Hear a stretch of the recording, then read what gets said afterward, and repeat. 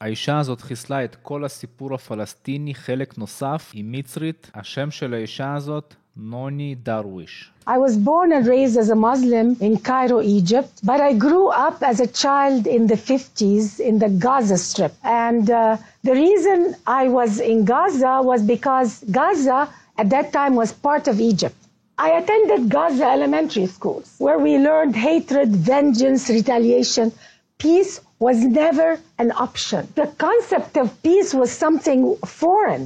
Actually, the word peace was never even mentioned in the services of any mosque. We recited poetry every day in the school, wishing upon ourselves to die as martyrs. You know, I used to see girls reciting this poetry while they're crying.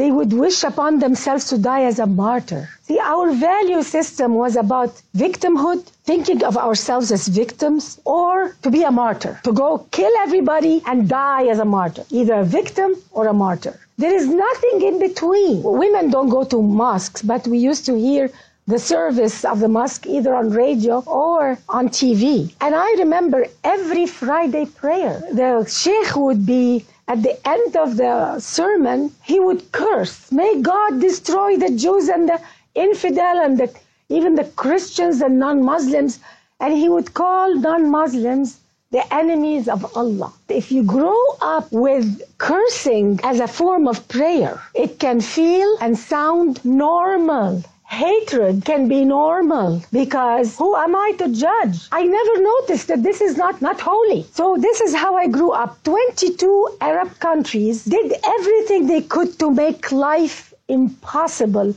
for Israel to exist. The Arab League forbade absorbing the so-called Arab Palestinians, rejected to give them citizenship in any Arab country. So you could see a Palestinian born in Cairo, for instance, and never get the citizenship and die in Cairo. They are born and die in Syria, a Palestinian, and they never get a citizenship. Why? Because the Arab League wanted the Palestinian problem never to be solved. This is not their agenda. The agenda is to keep them refugees from birth to death. The culture was so for sacrificing. They encouraged women to stand up in front of the cameras and say, I gave my son to the jihad and I want my other children to die in the jihad. Women who are for life, for peace, were looked down upon. Women who would be radical, if not more radical than men, who will promote jihad for their children, were lifted up as honorable women to be respected in society. So for a woman to be respected in Islamic society, you have to be as radical, if not more radical, than men. And that is why a lot of women are silent. They are proud to give their children to jihad. It's the only way to go to heaven is to go and kill the infidel and die in the process. The Arabs of Israel were pushed constantly. They are rejected from being absorbed and constantly pushed against the borders with Israel in order to keep the problem alive. The Arab world doesn't have a shortage of land. If you look at the Arab world from the Atlantic Ocean, Morocco, all the way to Persia, from Turkey all the way to Sudan. At that time, when I was a child, the Sinai was practically empty desert. Nobody lived in the Sinai. Like today, there is Sharm el-Sheikh, all the nice beaches. This was a military zone. And there is absolutely no need, no pressing need for Arabs to be so dwelled on wanting to throw the Jews in the sea. This international conflict called the Arab-Israeli conflict really is a fabrication. This is not a conflict over land. And anybody who thinks it's a conflict over land is misguided because we don't see the truth. The truth is Arabs, there is something in Islam anti-Jewish, anti-Christian, especially anti-Jewish, and I will tell you why. Those people calling themselves Palestinians who live in the Gaza and the West Bank are the pawns of the Arab world. I don't believe that they care about their happiness or welfare. They are set up to live a miserable life on purpose in order to show the world that we're victims. Do you think Saudi Arabia, with all the money they have, the Gulf countries, all these oil money, they can't give them good roads and good homes and good police and turn it into a productive area of the Middle East? They can, but that is not their objective. There is a hidden objective, and I don't understand why Western culture doesn't get it. Why Western media doesn't get it. It's so obvious. So the unemployed people in Gaza and the West Bank, all this high unemployment, where do they go to work? Do they stand on the border of Egypt to get a job? Do they stand on the border of Syria or Jordan? No. They line up on the borders of Israel, the very people they are supposed to kill. It's a very unnatural way of living, and nobody sees it. But they go and blame Israel. They compare the living standard of the West Bank and Gaza with Israel, a democracy, the only democracy in the Middle East. Why don't they compare the living conditions of Gaza and the West Bank with Egypt, with Syria, with Jordan? And if they do, they will find that the standard of living is even higher than many areas of the Arab world. But Western media are too lazy to compare apples with apples. They want to compare apples and oranges. I don't know, how can I call Western media ignorant?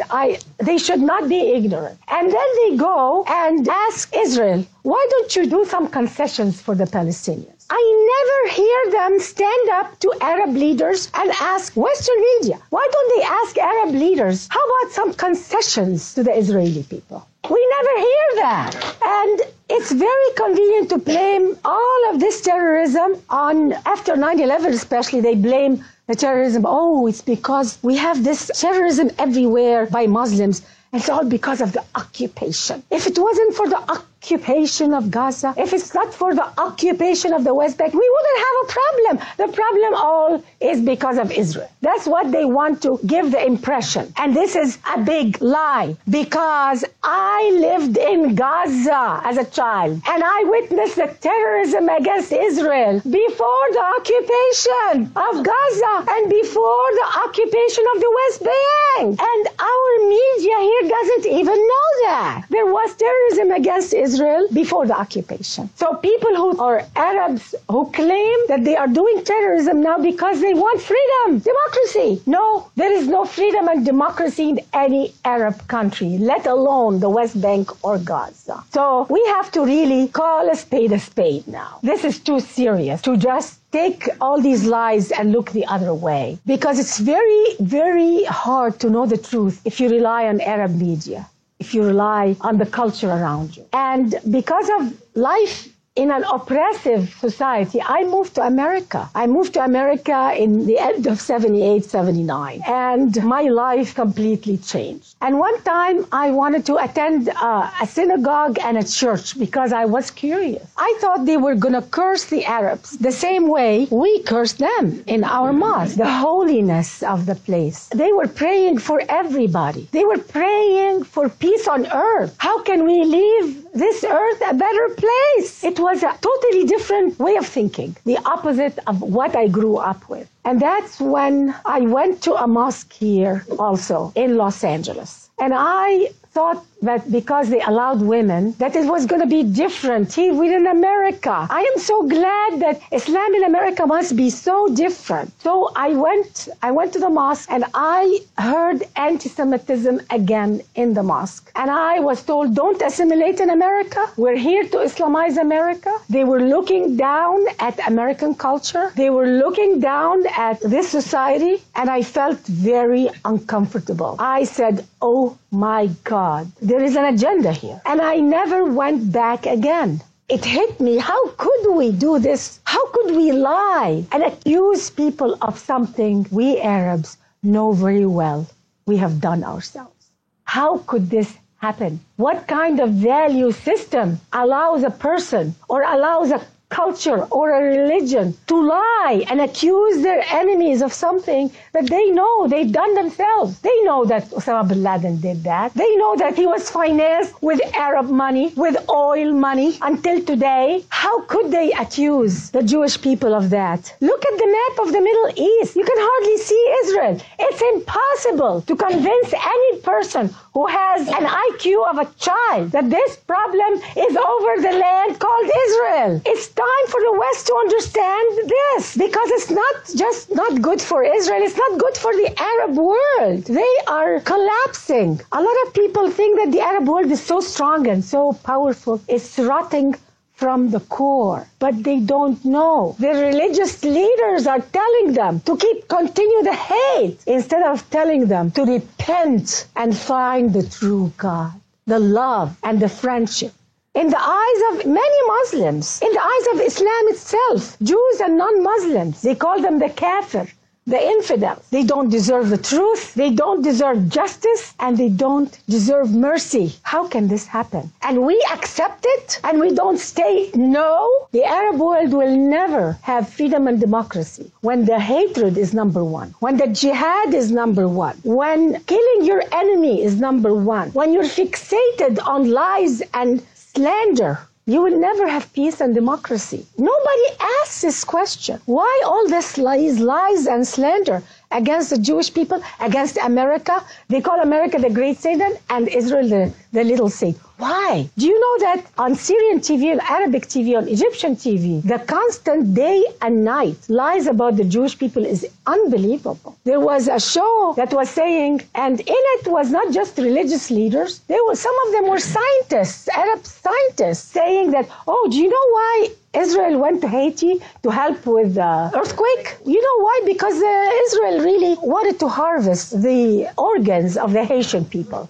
These are the intelligentsia of the Arab world. When the intellectuals of the Arab world say that, what do you expect from the man on the street? And you wonder why they hate? Because day in and day out they are told this. I was told horrific things about the Jewish people. It took me years to extract it out of my mind, my heart, and my consciousness. חברים, זה קטע פשוט מטורף. תשתפו עם כמה שיותר אנשים. נתראה בסרטונים הבאים.